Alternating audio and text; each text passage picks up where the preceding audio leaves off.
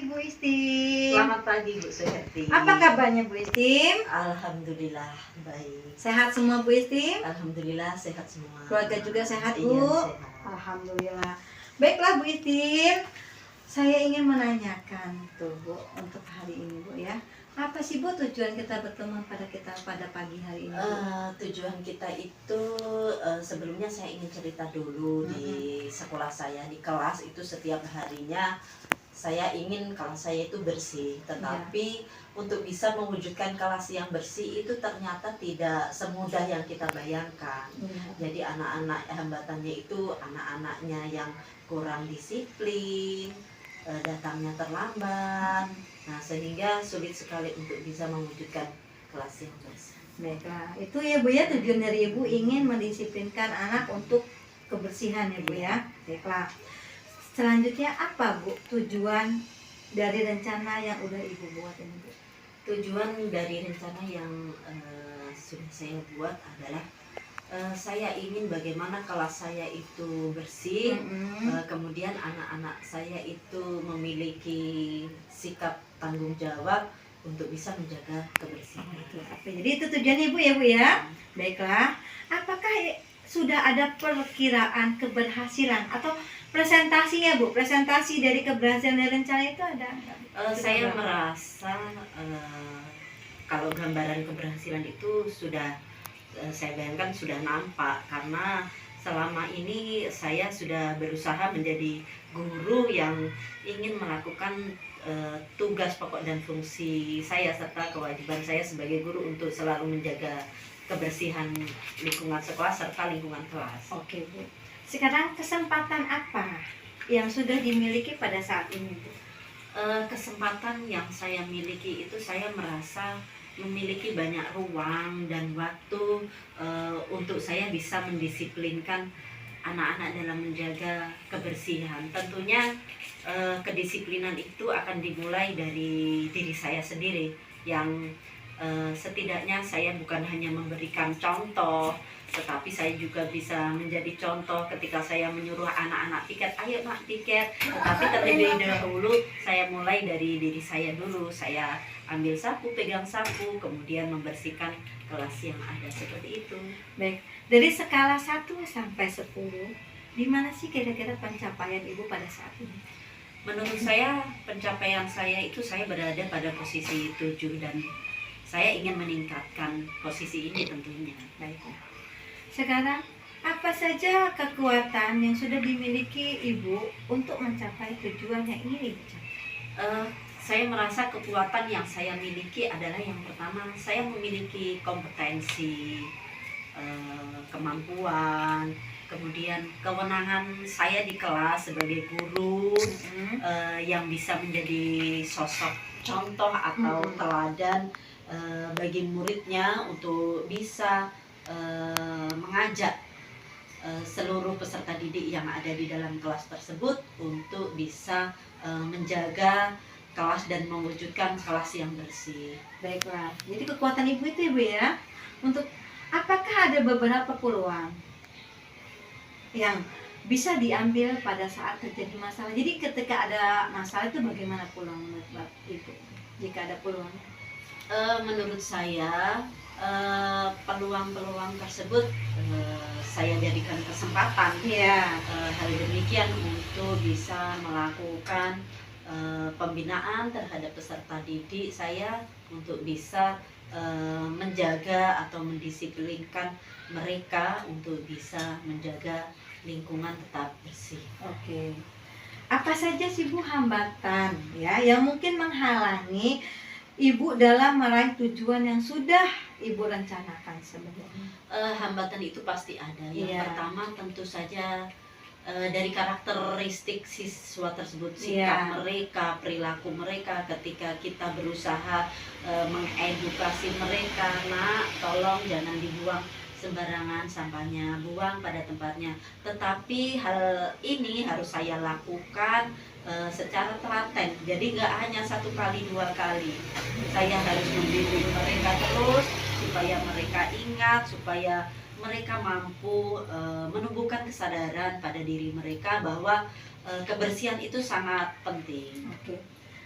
Baiklah, jika sebuah solusi yang udah Ibu persiapkan untuk solusi dari hambatan Ibu tadi ya, yang udah Ibu siapkan, tidak membantu menyelesaikan sebuah hambatan atau masalah, maka apa yang akan Ibu lakukan untuk menyelesaikan hambatan tersebut? Jadi suatu masalah itu ada hambatannya, itu nggak selesai, jadi ada bagaimana untuk menyelesaikannya? Yang pertama yang saya lakukan adalah mengedukasi mereka, memberikan pemahaman tentang mereka bahwa menjaga kebersihan itu sangat penting. Ya. Dan apabila mereka tidak menjaga kebersihan, tentu saja ada akibat yang akan kita terima.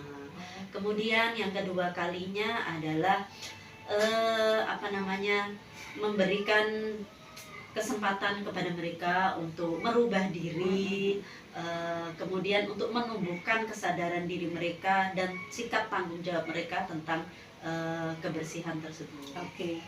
Apakah Ibu memiliki cadangan untuk opsi lainnya untuk menyelesaikan masalah? Jadi hambatan tadi 21 kita selesaikan. Jika masalah itu tidak selesai juga, ada opsi lain tidak, Bu?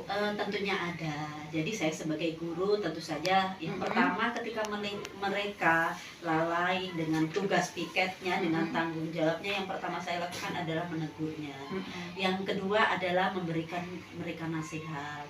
Kemudian yang ketiga adalah memberikan mereka kesempatan untuk bisa mengubah perilaku mereka dalam menumbuhkan kesadaran dan tanggung jawab mereka terhadap kebersihan. Serta apabila semua itu sudah saya lakukan, kalau memang mereka kalau belum menjadi penyelesaikan masalah ini, saya berusaha untuk bisa berkomunikasi dengan orang tua mereka. Oke. Sekarang apa rencana utama dalam mencapai tujuannya, Bu? Rencana yang utama dalam mencapai tujuan itu bagaimana cara saya, tindakan saya supaya kelas itu tetap terjaga selalu bersih. Oke.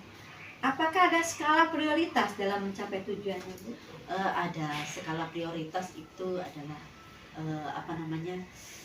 bagaimana mewujudkan kelas itu selalu bersih, kemudian siapa saja yang harus menjaga kelas itu bisa menjadi bersih.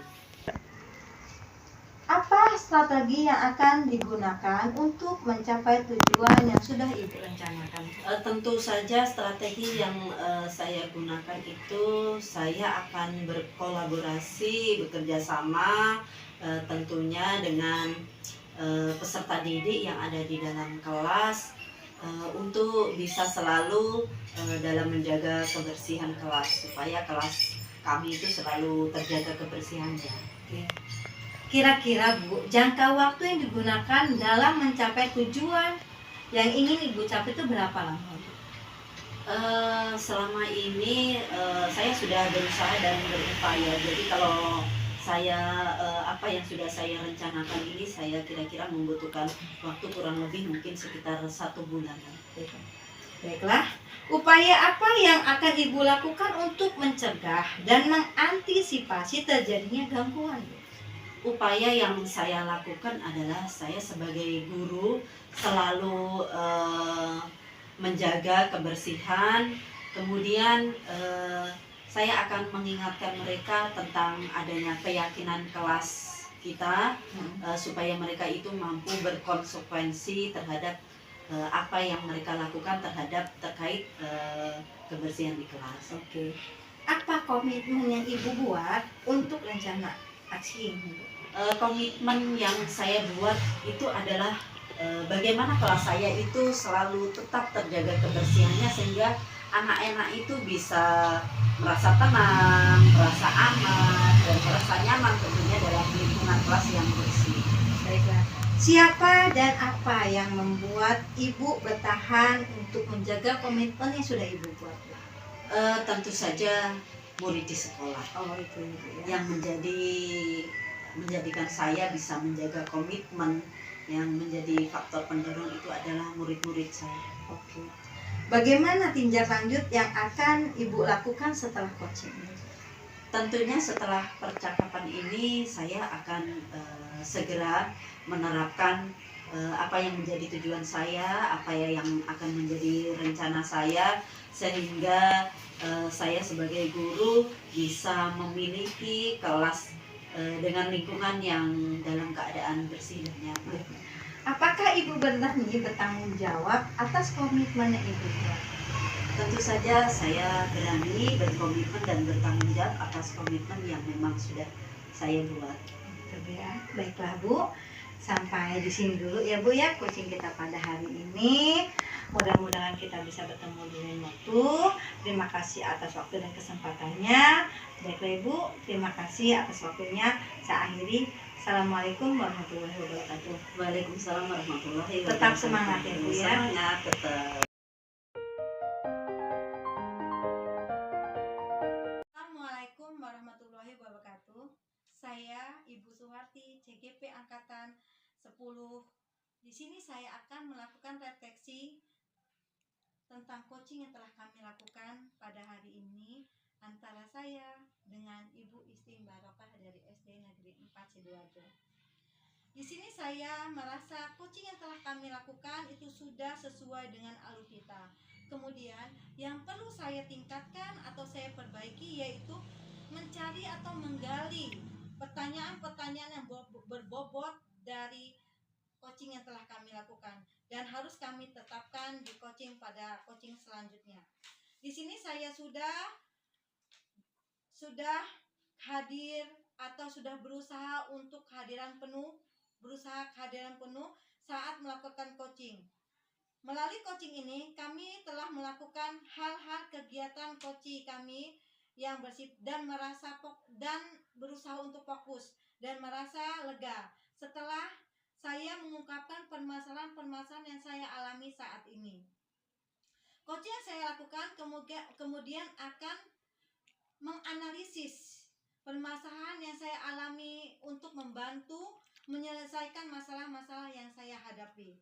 Di sini saya melakukan coaching dengan sifat yang tidak menggurui ya Bu ya. Jadi coaching kita tidak menggurui, tetapi saya hanya mendampingi ya Bu, hanya mendampingi coaching saya saat ini untuk menyelesaikan masalah-masalah yang ia hadapi, untuk berbagi permasalahan, dan mungkin akan ada tambahan-tambahan dari Bu Isim kemudian Bu dari refleksi yang saya lakukan ini Bu yang kita lakukan. Silakan Bu Isim.